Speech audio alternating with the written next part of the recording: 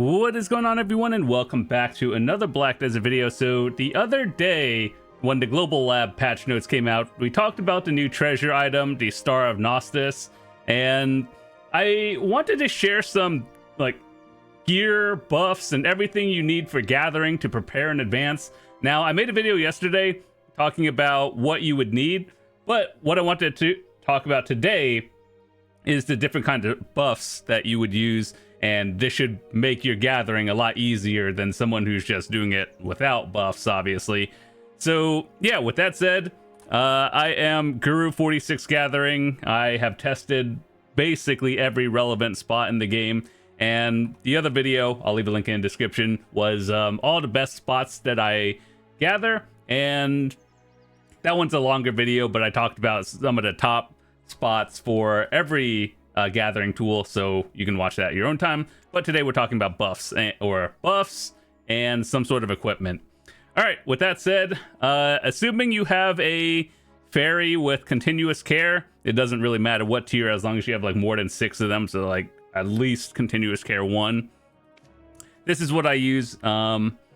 Seafood cron meal, the default. The reason why we're using this one is life XP and mastery. Mastery will make sure you're getting a lot more. So if you look over here, you can see your mastery being like what kind of drop rate and quantity of items you get. So obviously more is better.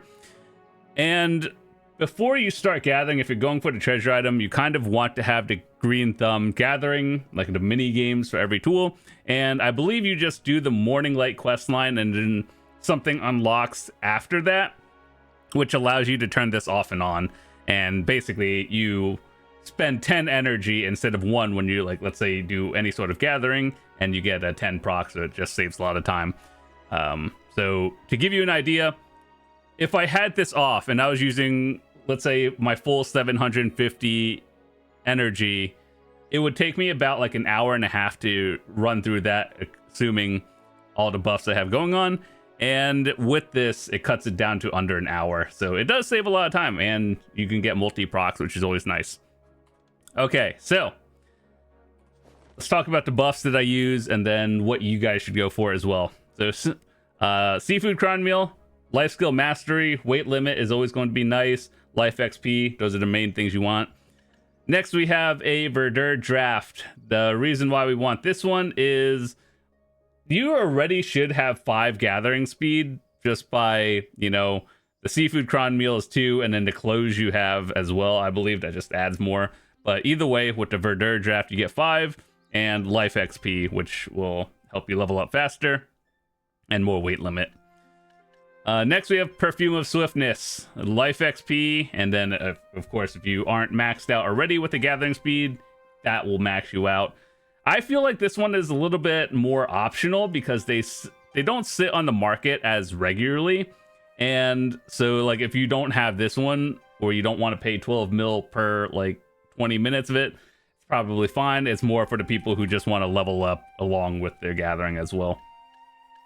We have the Scroll of Turning Gates, which is the Villa Scroll, which is energy recovery. This one is extra important just because energy recovery while gathering allows you to gather longer and more materials.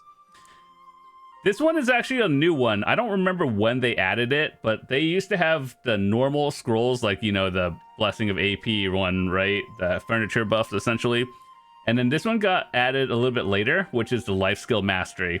Now, this one is basically just 100 mastery. More mastery is good. And then all these are event stuff, but we'll talk about it anyway. Then we'll talk about gear. So every day when you get your scroll, you get to, or like login reward, you get to choose between a life scroll and a grinding one. I usually just choose the life one. Secret Book of Florin and Giovanni Grolin support scroll. These are both life XP and mastery. I would value these very highly. So if you are very limited on either of these scrolls, then like make sure to like use them when you're locked in, and you can do at least an hour. So there's an NPC, I believe, in every town, but like down here, well, let me just show you guys how this works. I'll do it live so you guys can see and do it as well. Okay, so Liana has a bunch of quests that you can do, and then you pick, like, you know, whatever one you're doing.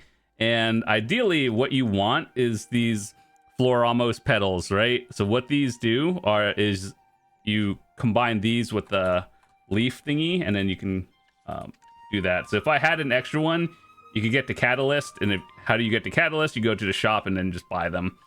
And then the blue ones you have to combine with a loot scroll, which ultimately is not a big deal. And the red ones, you just combine it directly. So either way, just by doing life skill quests, they just don't take too long at all. And then combining it with the petal plus the catalyst turns it into one of these scrolls. So 100 mastery, actually kind of a lot. So if it pushes you up into 2 different brackets, that means more silver an hour. Okay, so another thing that we're going to be talking about is the miraculous herbal medicine. This is probably going to be sold out on the market because people are panic buying them because they want to get the treasure item as fast as possible.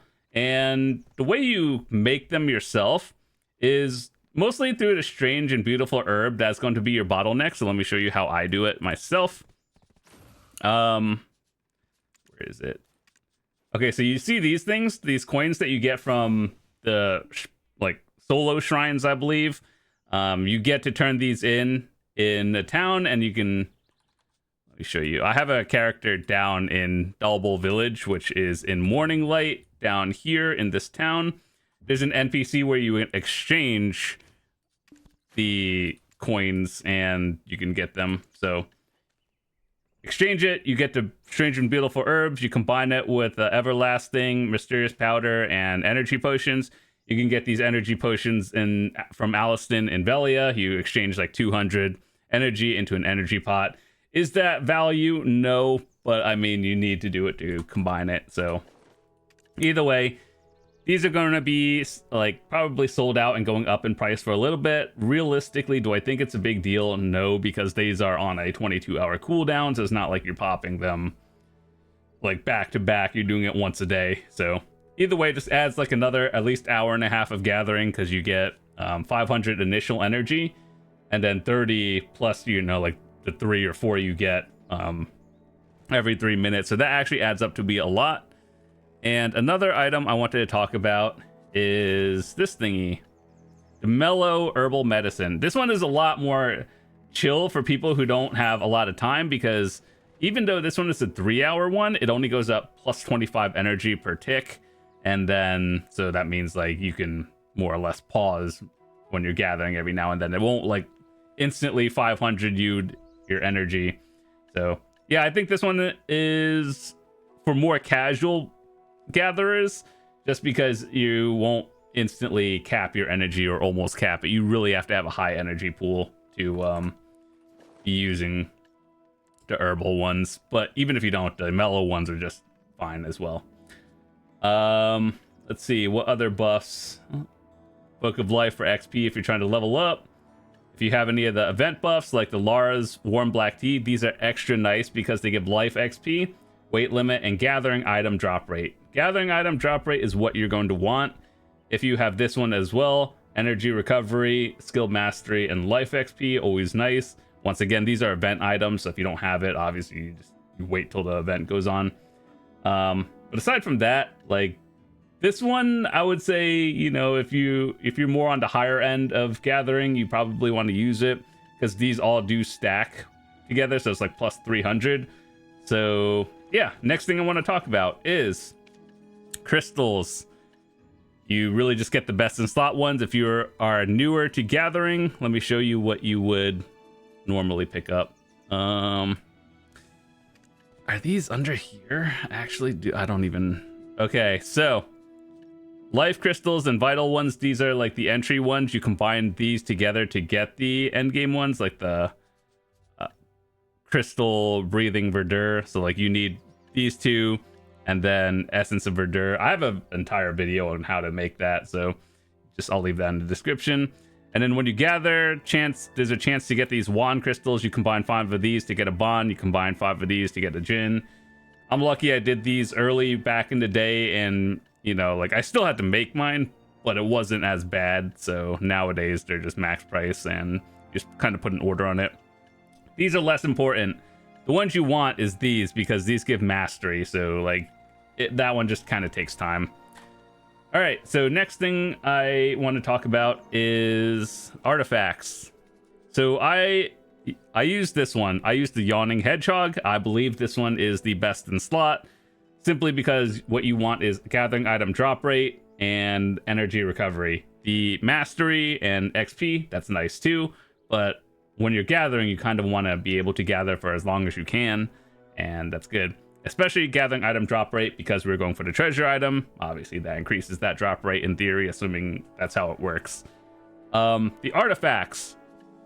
I have seen a lot of people use different things. I personally use double gathering item drop rate ones, just because I found that to be a lot better. But people who don't have that, if you use mastery, it's probably fine too. I just think the item drop rate one is a little bit better. And so, yeah, that is what I use. Other things that people should probably get is some sort of hedgehog or equivalent, the one that allows you to essentially double proc. Let's say you're chopping a tree, right? You would get 1 or 2 pieces of wood or something, or log. Then the hedgehog has a chance to get like 2 + 2 and a double proc, so that's always good. So speeds things up. Yeah, that's all the buffs that I have. Aside from that, you would probably get a Khan's Heart at very minimum. If you are a newer player, let me show you. Where is it? Alchemy Stone, Life. So this one, if you have a guild that does Khan, all you have to do is do this one 3 times. You do it like once a week with your guild, and then you get to pick between the 3 Khan's Heart, the Destruction, Protection, Life one. They're all around the same price, so just get the one you really need, in this case the Life one, and then you can combine it with your whatever alchemy stone that you have. So the reason why you want this is gathering item drop rate is the most important thing. All the other life buffs are nice too, but once again, trying to stack as much gathering drop rate as possible. And if you are new to gathering, one thing I would probably just try to invest. You won't have to invest too much. You're probably thinking, oh, I don't want to spend 30 billion on this. And then I would say, just start with a sharp. That's like 2 bill. And then you know how you get your weekly clicks from the rift bosses. If you are not using it on your destruction stone already, or let's say you have something else, then you can use it on here. Get it to resplendent, and I would say resplendent is a very decent point to stop, because your next upgrade is splendid, and then that one is like 200 bill, which that's a lot to spend for gathering, even if you do make the silver back pretty quickly. People do like other things besides life skills, at least most people do. So I would say resplendent is generally a good stopping point, and then people who push forward past that are either full-time life skillers and everything. And after that, it's really just how much like Monos gear, getting your clothes or your Monos clothes to pen, and everything else. If you're new, once again, what I would do is Olvi Academy, life skill, do the gathering quest line, and then just get all these different tools where like, I would say these are fine to start with. I wouldn't really enhance these, because your ultimate goal is to get Monos gear, but these are a good starter ones. So if you have these at try, that's fine for the most part. And then just use them until you can get Monos, and then go from there. All right, so with that said, a few videos I'm going to leave in the description. One being my favorite gathering spots. I talk about this for every tool that we have. Which ones make the most silver, which ones give the most XP. And for the treasure item coming out next week, you're going to have all 6. It is what it is. And so, like, if I were to TLDR this real quickly, the ones most people are going to start with are probably going to be fluid collecting and butcher knife, because these make the most silver, collecting meats, bloods, saps, and those have the most value for cooking and alchemy, which most people do. Herb gathering is high XP, so that one I think is going to be also used really highly or early on. The Monos pickaxe, there's not really too many spots that I think are very notable for this one because people are just using it to sustain the rough stone for their cooking and alchemy utensils. So it's kind of one of those things where you just kind of have to get it at some point. And then tanning knife and log or lumbering axe is one of those things you kind of do for yourself. So yeah, there's a lot of spots to do everything, and that's why we have those videos. That's a separate video. But aside from that, more mastery is better. We already knew that. What I would say is, if you are not into gurus, let's say you're a professional, master, or artisan level, work on your levels up until, you know, high master to guru, and then after that, pushing your gear even further is probably the better choice because it's harder to get mastery that way. So yeah, aside from that, I would say some breakpoints would be around like 1500 mastery, and then 2000, and then 2500. This is assuming you can like all the buffs included, so like secret book, Giovanni Grolan scroll if you are using the furniture buff one, and all the other buffs going on. If you can reach like every 500-ish, I started to notice a little bit more, but you can always just hover over the tooltip to see whatever master you're at. I think if I was wearing all my gear, like plus, you know, another 400, and then all my Monos gear and everything, and then all this one, I can almost hit like 2800 mastery, and it's generally, for the most part, like good enough. So I would say for most people, if you are over 2000, you're doing great.